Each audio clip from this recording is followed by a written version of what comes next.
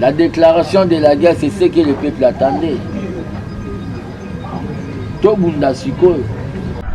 Nako comme ministre, moi nana outili. Pour bailler au Kange Suki à Maboko, en salle à 2 jours. Puis bailler aux un cortège à l'État dans l'aéroport. C'est pas ça le gouvernement que nous avons cherché. Nous avons besoin d'un gouvernement au train de vie en haut. Et ça n'a c'est. Interpeller Franck Diongo, tu vas tirer pour ça base. Interpeller pour bailler, monnaie na mundu.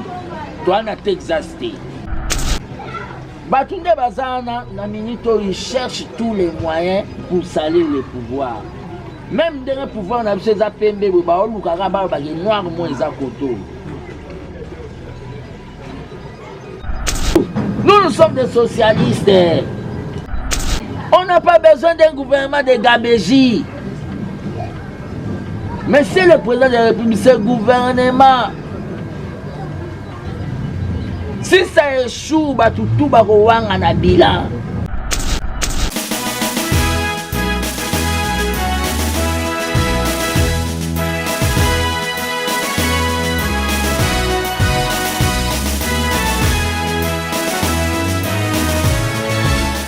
Très chers amis de la presse de la liberté, bonjour. C'est avec un réel plaisir Nayambabino Awana, état-major politique, il y a armée des bâtisseurs tisséguédistes, ABT, un mouvement politico-social au sein de l'IDP Tshisekedi, où ils ont un motif et mission à soutenir le président de la République sans fanatisme. Ici, nous faisons le réel politique, c'est l'armée des bâtisseurs tisséguédistes.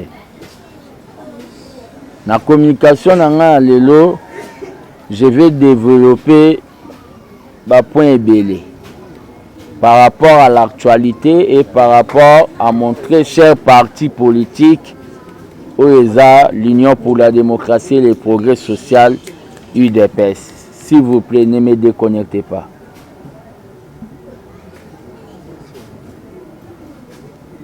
D'abord, avant de développer, dans ma dernière conférence de presse, j'avais fait une mise au point contre son excellence M. Pius Mabulu. Son excellence M. Pius Mabulu. Mise au point on a ça qui c'était par rapport Nandenge alobela kingai na relation humanitaire au tozanango na maman Olive Lembe. Mais tant qu'un enfant éduqué, ba propos nangi alagi trop dur et tant que peu mutuo, tant que fils de la République, j'avais reçu des appels, il y a ba papa na ba maman au ba apprécia qui façon ngana lobakité. Je suis obligé aujourd'hui toujours na lobaki à travers ba micro nabino na salae au ba bengi excuse. Nazo sengae pardon tant que papa, tant qu'un homme d'état, langage nangi alagi trop dur à excuser ngai. Prochainement, si je suis lésé na problème moko na rosalango inbox, ça ne sera pas dans les médias. Que les gens ne polémiquent pas. Nous ne devons pas permettre dans un moment où union sacrée, il faut vraiment où babengi vraie union. To kende na babengi ba division moko boye par to kende na ba conflictualité. Donc je demande pardon à Excellence Pius Mabulu, je crois bien message et Koko Melaye, je suis son fils, j'avais mal agi, qu'il puisse m'excuser na ba propos na tenaki ou qui est mal à l'aise. Ça c'est un point.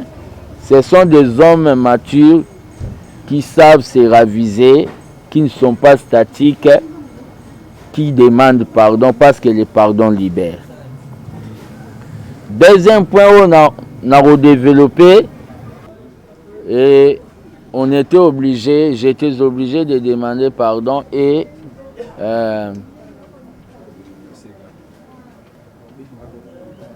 les pardons libèrent. Deuxième point, on a le par rapport à voyage, le numéro 1 de notre parti, Augustin Kabouya Salaki, na niveau ya Obabengi, Niger, na Niamey. Le CG ayaki déjà, Bomonaki, comment l'accueil était na niveau ya Obabengi, s'il vous plaît. Vous me déconnectez. Accueil et là qui vraiment chaleureux dans l'aéroport Andili. Bayambaki CG.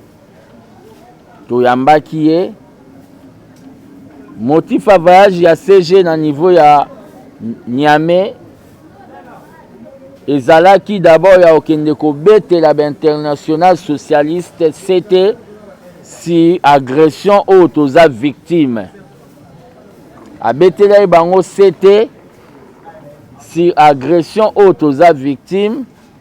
A rappelé bango une fois de plus P CG Augustin Kabouya mwana bute a sengaki na international socialiste et démocrate baya comme mission d'observation na l'élection oyo kosalama kala mingi te awa.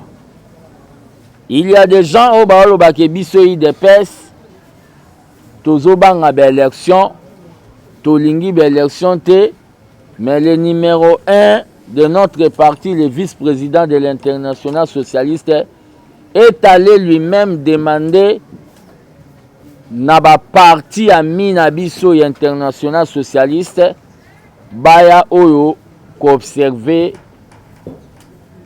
d'élections. Parce que nous voulons des élections apaisées. Deuxième eloko au CG, l'air aye, à l'obeli makambu oyo,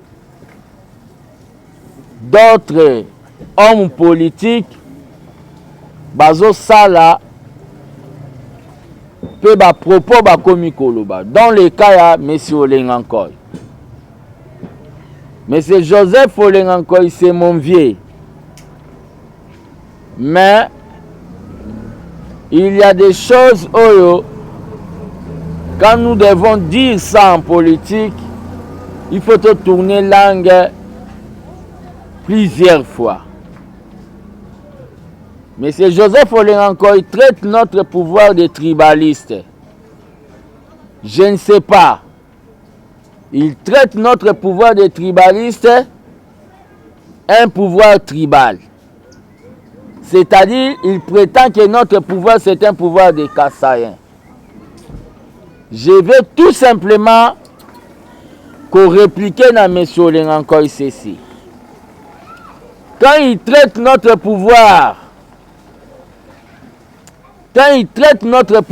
de Kassaïens, je ne sais pas si c'est en vertu de quoi. Lui-même est tété là. C'est-à-dire, les tétés là, ce sont des Kassaïens. C'est que lui-même aussi, il est dans un pouvoir qui est tribaliste. Ça, c'est une question que je me pose. Pouvoir ça, un pouvoir tribaliste était. Je veux dire, na komona kaka configuration, même il y a cabinet, il y a président, au komona que il y a une représentation nationale. Na kacha pouvoir oyo. Il y a une certaine représentation nationale. Le débat de tribalisme n'a pas de place na kacha pouvoir oyo. Quand on est aux abois, quand on n'a pas de choses à dire, quand on n'a pas de choses à dire, on doit garder silence. Par rapport à la situation oyo,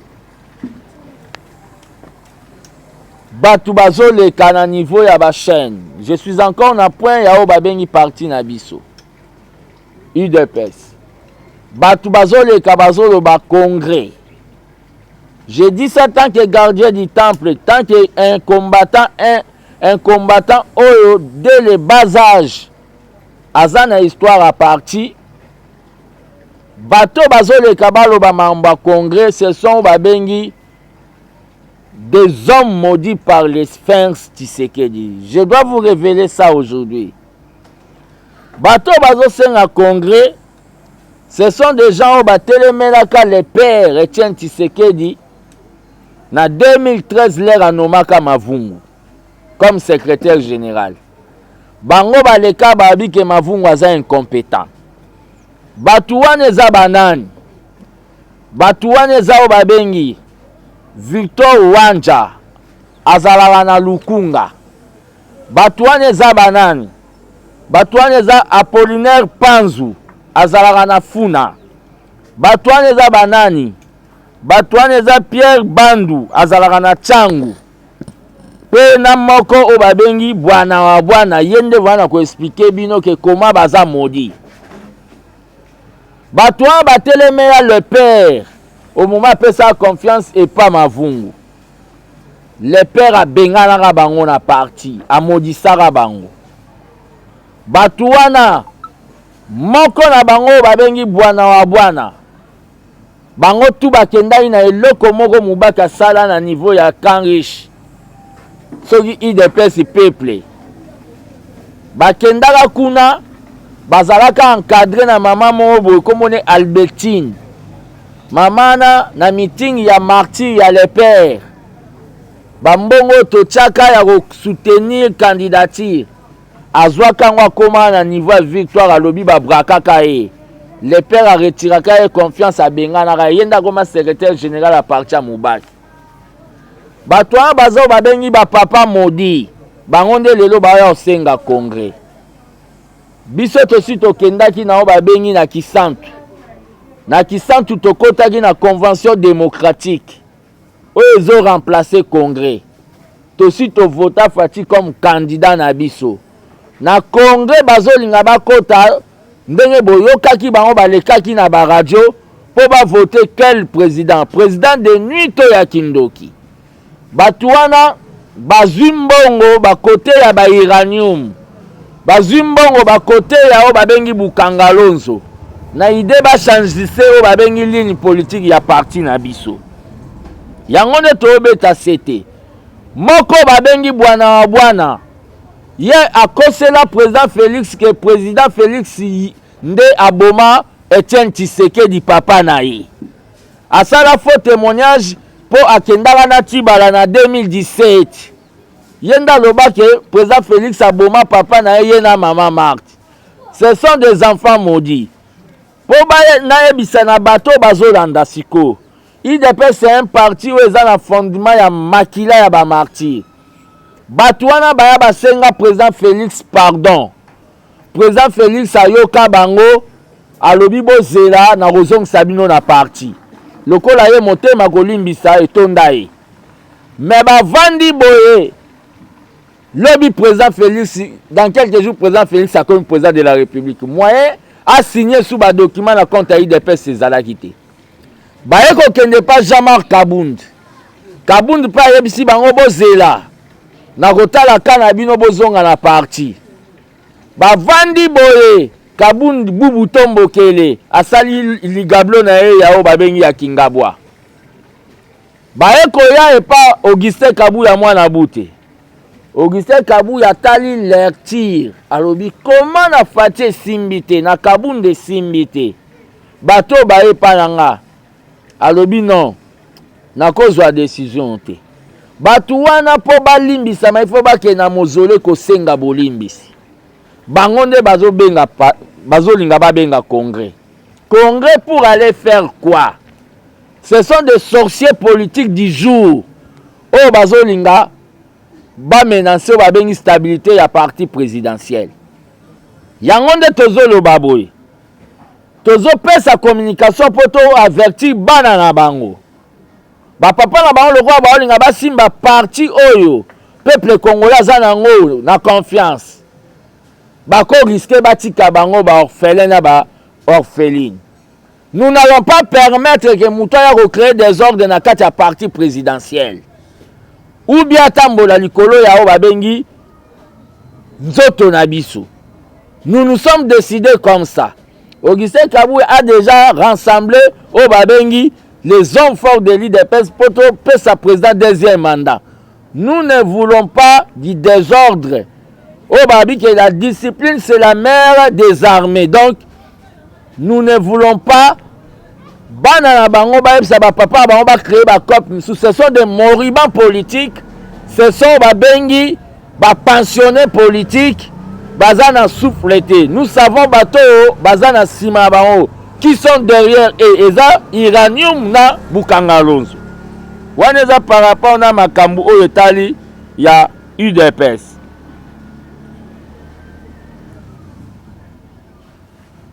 Par rapport na makambu tali l'élection. Biso tout oyokaki ngaku nazoka mwande nini bozo mona ngone teza actualité. Imiter n'est pas égalé. Imiter n'est pas égalé. Tshisekedi na 2006 lera loba na batu ba kende na ba institution te ba participer te na ba makambu. Fayoulou a kotaka lobi que nous allons aller lutter dans l'interne à se rebelaka. Mais lelo ne tokomi awa. Si Fayoulou trouve qu'il ne va pas aller aux élections, ezaka neti na match équipe moi se présenter te ezalaka déclaré au babengi forfait.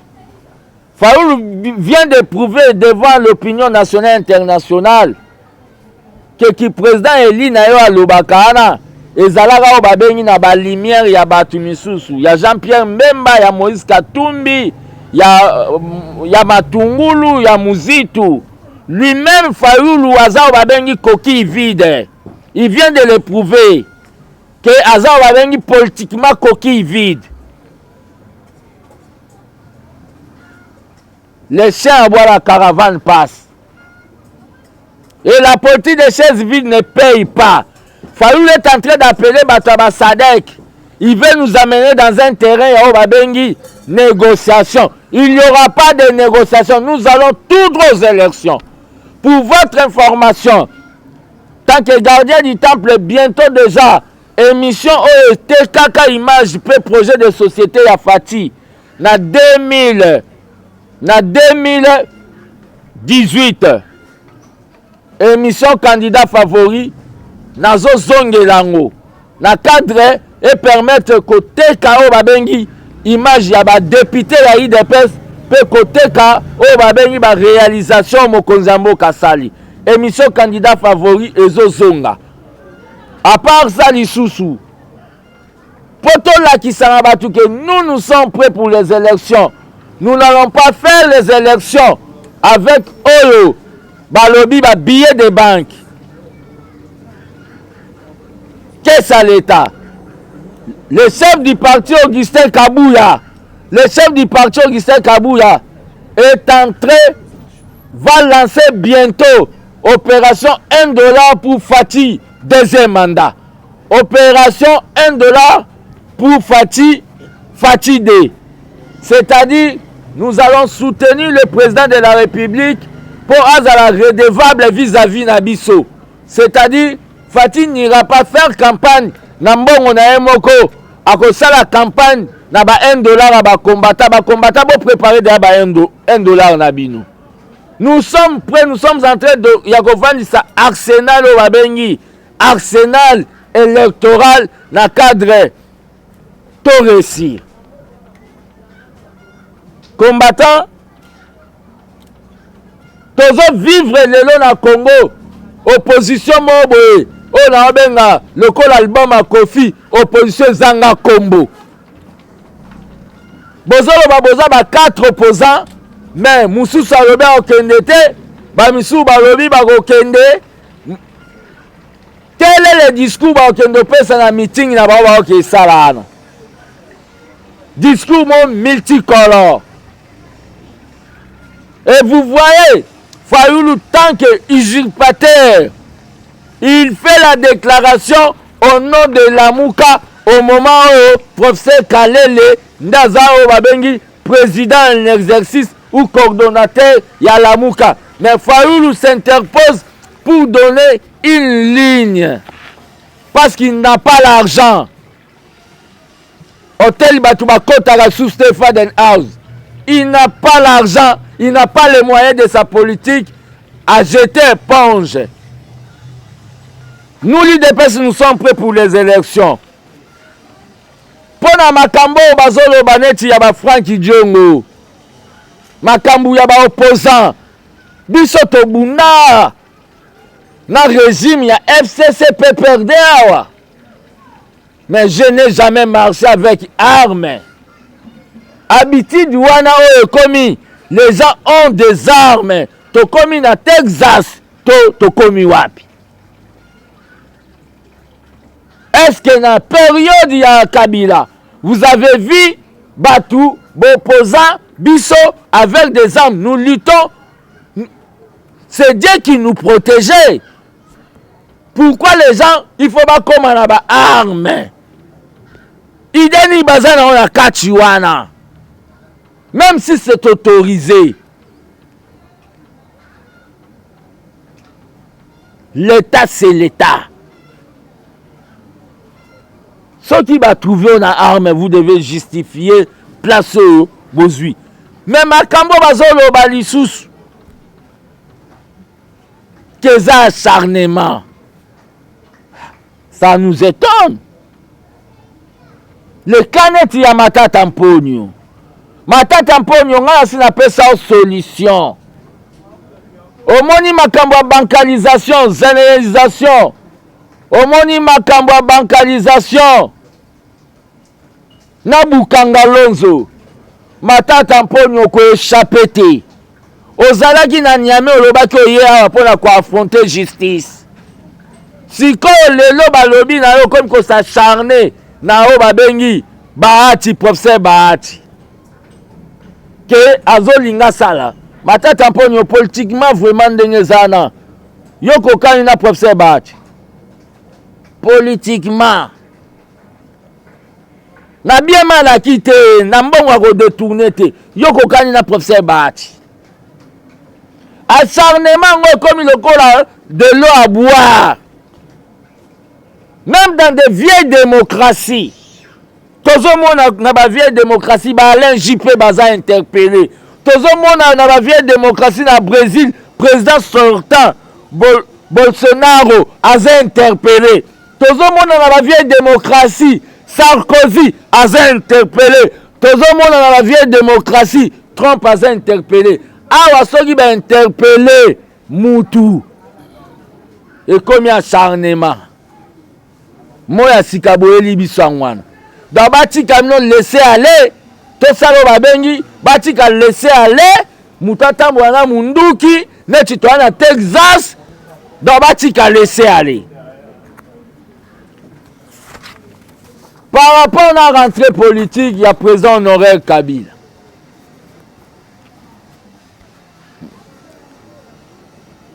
Rentrée politique, il y a président honoraire Kabila, na okamwa batu ba olinga. Koko misango actualité. Kabila, il a fait 18 ans. 18 ans na wasalaki. Et demanda qui est l'air à sali passation civilisée. Akeyena okopé mamwa muke. Na bana na emi bale wana batala ke po makambo ndele to banda ko take azalaki na ta ya s'occuper na bana te. A garder silence ne pendant longtemps. Bolinga boko misango actualité que Kabila olinga sa rentrée politique. Maintenant on rappelle binoka biloko moko. Selon la loi organique, il y a le 26 juillet 2018 portant statut des anciens présidents. Tout ancien président de la République, l'article 5 nango, est soumis à une obligation générale de réserve, de dignité, de patriotisme et de loyauté envers l'État. Voilà la loi organique, il y a statut, il y a l'ancien président. Par rapport à la loi pour ne pas commémorer le juridisme, Kabila ne peut révéler les secrets d'État d'Enga Salaki. Kabila ne peut pas accorder ça la tente na la sûreté de l'État. Et la loi bango ba salaka na majorité na bango ya PPRD. Par rapport à la loi wana. Et moi je sais très bien les intentions des extrémistes. Il y a des soifés du pouvoir, il y a PPRD. Et là, il y a Kabila a télémé là-haut, bengi. Vérité, il y a ma ponami. Abo ya repé sa Fati Bukonzi na Kimia. Mais Kabila avait compris quelque chose. Devant le vent de l'ouragan, Mir ou pas Mir tombe. L'exil est difficile. L'exil est pénible. Botou na biso batu tokenda exil. Taka na braza na teka mapa pour trouver libre. Avant Zamikan, l'exil, soko kei exil, même au Kenya ba milliard, yeba ke ici là. Kabila a compris ça. Et biso na eu des peste. Toza na souhait jamais à remonter un président exilé. Toza na souhait tout le monde a ba président. Neti na ba Kenya. Neti na ba Tanzanie ba ex-président. Biso na toza pe na besoin. Ya ba président. Ba koufate. L'exil les a passés. Que les gens vont croire que rentrée politique à Kabila et Koya Kosala désordre. Je ne vois pas la roue au Kabila à Koya ko inventé. Il a fait 18 ans. Nazo mone loko asika oyo Koya Kosala te. Nazo mona ngote. Nazo mona ngote.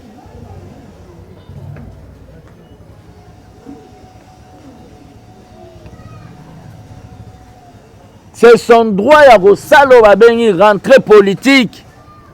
Côté la famille politique nae. Mais personnellement, nazo mone loko asiko Kabila Koya Kosala te.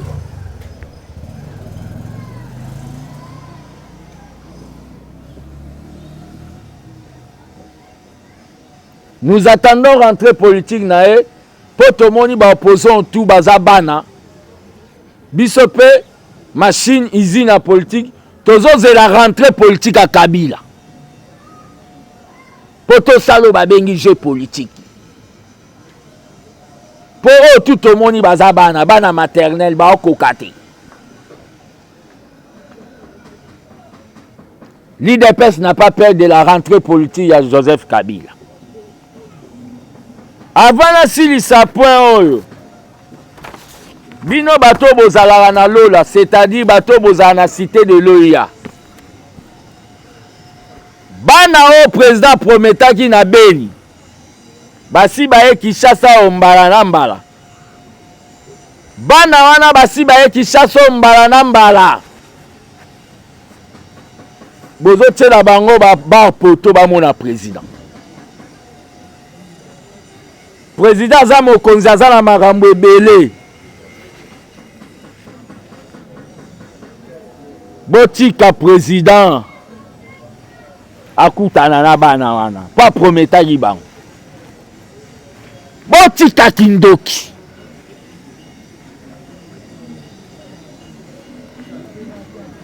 Botika bana wana bopoza bakomi da ko récupérer bango.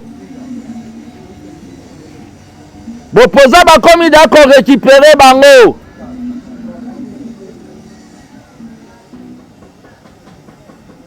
Pourquoi vous opposez à l'opposant l'espace de récupération? Pourquoi? L'opposant va comme il a qu'on récupérer bango. Na idée ba l'exa bango na presse. Parce que baza na matière te boti kabana bakutana mokonzi mboka.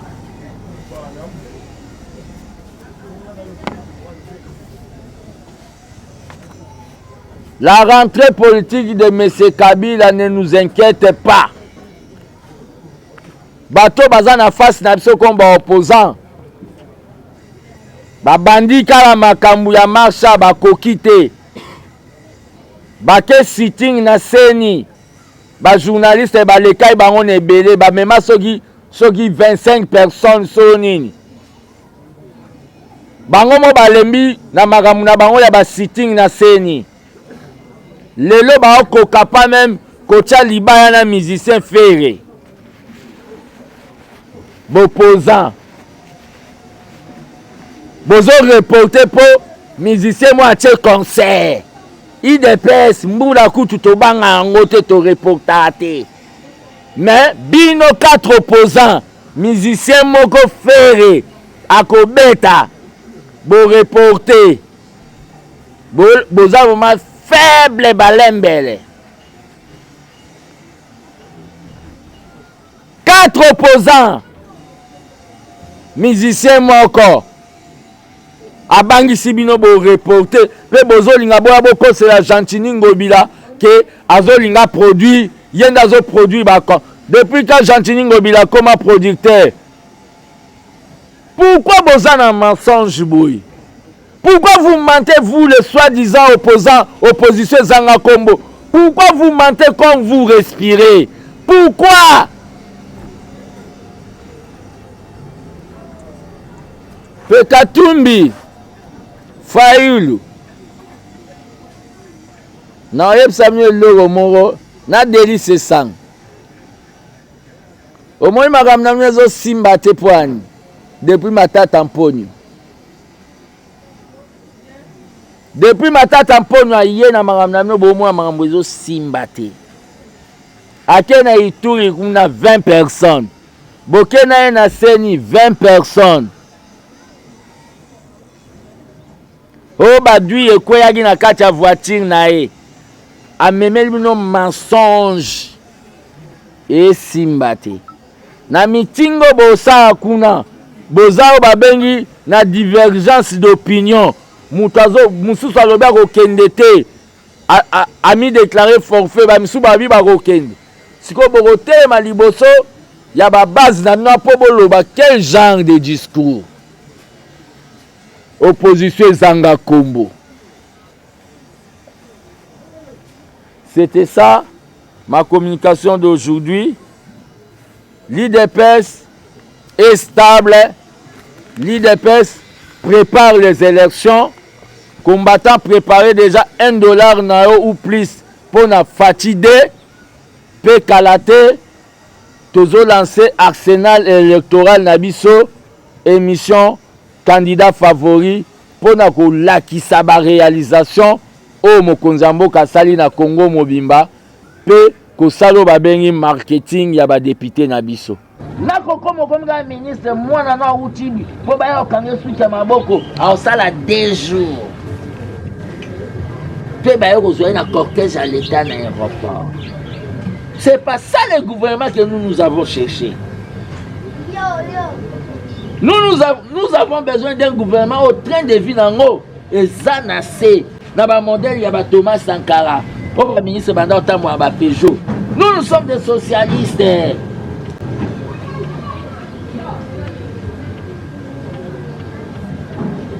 On n'a pas besoin d'un gouvernement de gabégie. Mais c'est le président de la République, c'est le gouvernement. Si ça échoue, tout va rouler na bilan. Yo devant peuple. Il faut de la rigueur. Il faut de la rigueur. Les gens veulent que vous échouez pour que l'IDPS, notre parti, échoue. Tout est dans l'histoire. C'est ça l'objectif de d'autres personnes. La déclaration de la guerre, c'est ce que le peuple attendait. Tobunda Sikoyo. La chaîne à TV, il faut changer ma ligne éditoriale dans Bango. Qu'il n'y ait pas de distraction. Tobunda Sikoyo na Rwanda.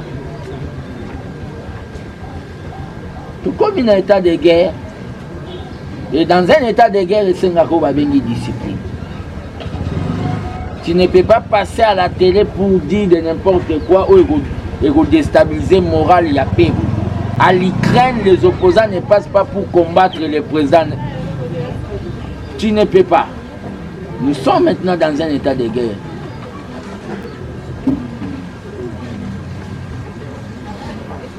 Nous sommes prêts à faire la guerre. Et cette guerre sera longue.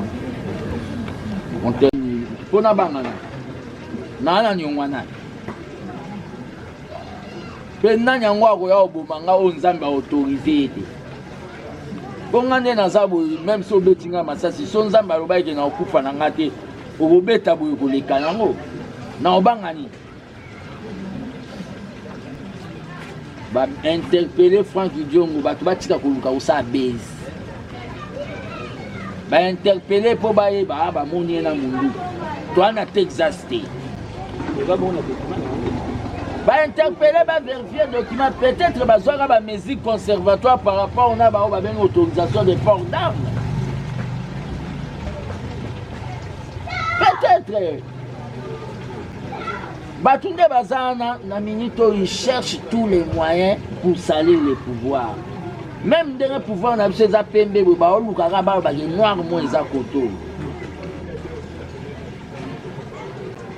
Noirs, moins à côté. Bato Bello, bon, moi, bazo, opposant, ça pour banoma, il va monter. Bon, moi. Bazane Babiso, ma fils, il m'a dit, vandi pendant 5 ans, tu kende, tu garder temple. Bato Bello, on a connu Babou Tombo Kelende Balobana qui Congo Kanda contre le président. Et ça pour banoma qui bangote. Ceux qui banoma, ils vont balobati.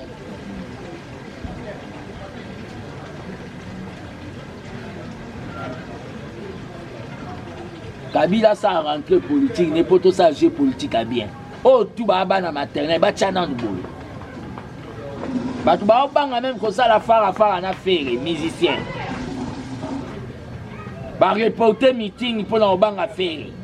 Après bolo ba bato ba baza opposant.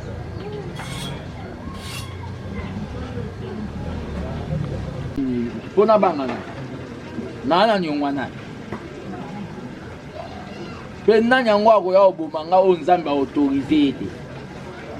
Bongane na zabo même so betinga masasi so nzamba loba ke na okufa na ngate obobeta boye ko lekana ngo na obangani. Ba interpeller Franck Diongo batu batika koluka usa base. Ba interpeller po baye ba moni na mundu. Toi na Texas State. Va interpeller, va vérifier document peut-être va zoga ba mesure conservatoire par rapport on a ba ben autorisation de port d'armes. Peut-être Batunde Bazana na minito il cherche tous les moyens pour salir le pouvoir. Même dans le pouvoir on a vu ces APMB ba oluka ba les noirs moins à côté. Noirs moins à côté. Bato Bello, bon, moi, bazo opposant, ça pour banoma, il va monter. Bon, moi. Bazane Babiso, ma fils, il m'a dit, vandi pendant 5 ans, tu kende, tu garder temple. Bato Bello, bon, moi, ba connu Babou Tombo Kelende Balobana qui Congo Kanda contre le président. Et ça pour banoma qui va monter. Ceux qui banoma, ils vont balobati.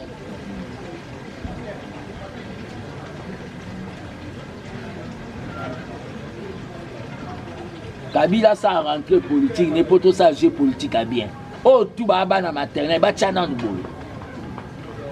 Bato ba obanga même comme ça la fara na faire musicien.